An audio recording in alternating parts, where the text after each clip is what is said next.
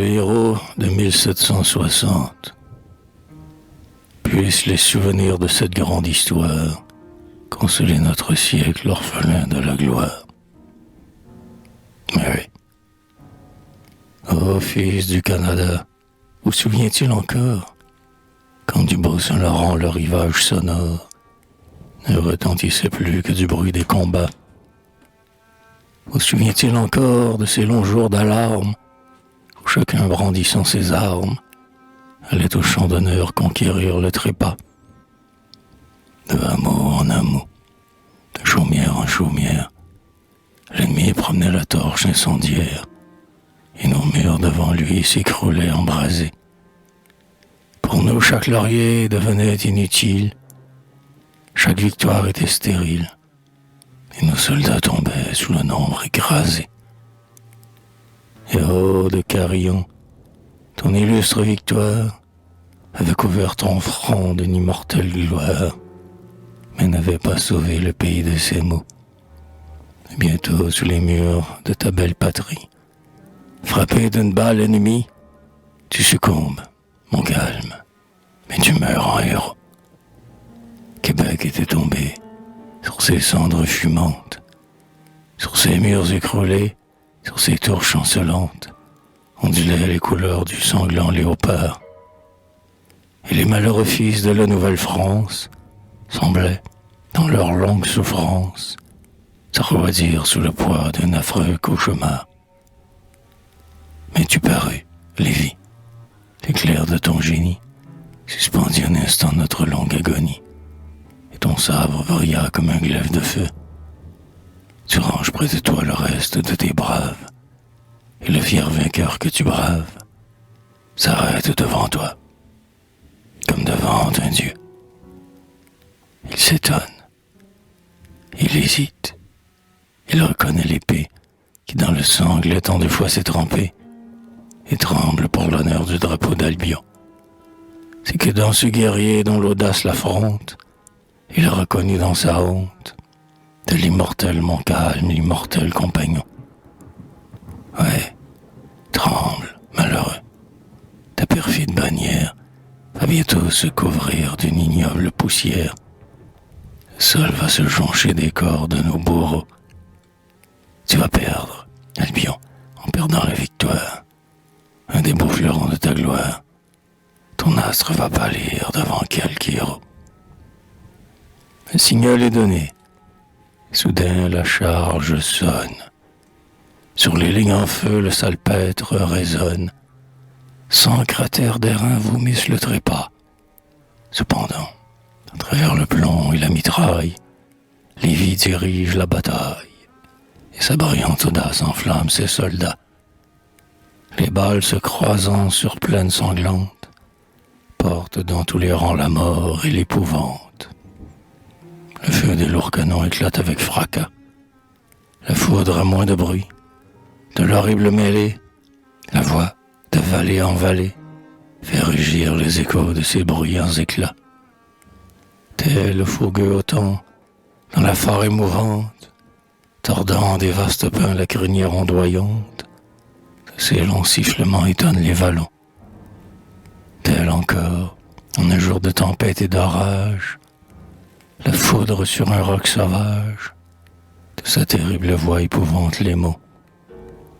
Cependant, un long cri couvre le bruit des armes. Tu peux, ô mon pays, tu peux sécher tes larmes. Lévis voit à ses pieds tes ennemis vaincus. Les bataillons anglais fuient à travers la plaine, et la bannière canadienne voit briller dans ses plis un diamant de plus.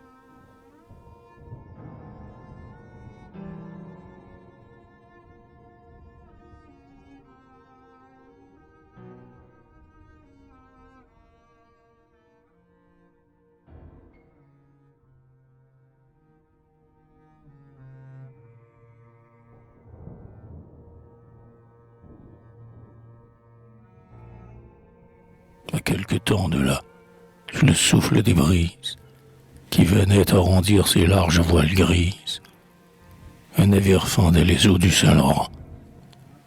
Debout et l'œil tourné vers la rive chérie, un guerrier adressait à sa triste patrie cet adieu déchirant. Le vent s'élève et gémit sur la plage. La voile s'enfle. Il faut partir. Hélas, que n'ai-je pu trouver sur ce rivage, dans la victoire un glorieux trépas. Oh Canada, ma seconde patrie, j'ai su le faire pour défendre tes droits. J'ai combattu pour ta cause chérie, et j'ai l'exil pour prix de mes exploits. À Carillon, la victoire fidèle, comme toujours sourit à nos drapeaux. Père d'Abraham, j'abritais sous son aile de nos lys d'or les glorieux lambeaux. Oh Canada, ma seconde patrie, j'ai su le faire pour défendre tes droits. J'ai combattu pour ta cause chérie, et je l'exile pour prix de mes exploits. Adieu, patrie. Adieu, vous tous, mes braves, que je guidais sur le champ de l'honneur. N'allez jamais, comme de vils esclaves, courber vos fronts sous un joug oppresseur.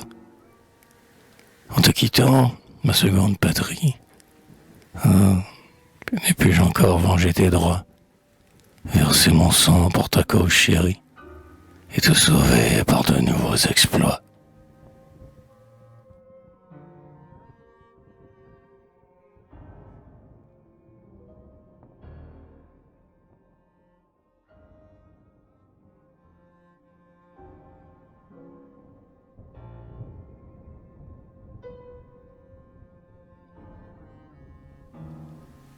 Et ce guerrier debout près du mât de Misaine, qui pleurait en quittant la rive canadienne, et qui jetait au vent de si touchants adieux, c'était Lévis, c'était celui dont la vaillance venait de conserver au drapeau de la France un éclat radieux.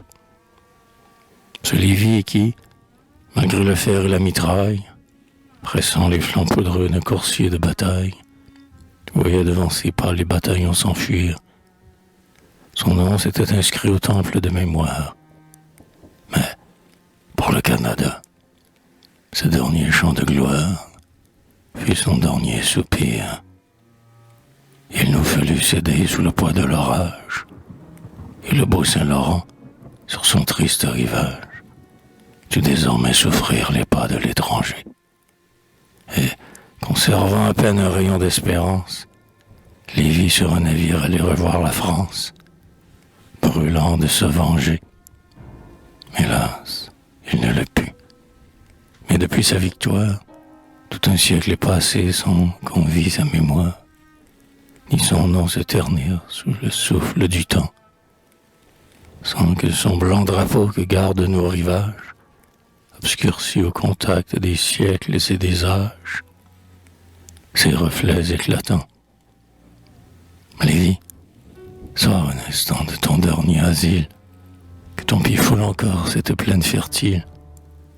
Reviens après 100 ans sur le vieux champ d'honneur. Vois d'un fier monument la colonne imposante, que la main du pays enfin reconnaissante élève à ta valeur. Viens revoir un instant les enfants de tes braves. Ils ont toujours gardé leurs bras libres d'entrave. Ils ont su conserver un nom digne de toi. Ils possèdent encore, après 100 ans d'orage, ces deux nobles joyaux de leur bel héritage, et leur langue et leur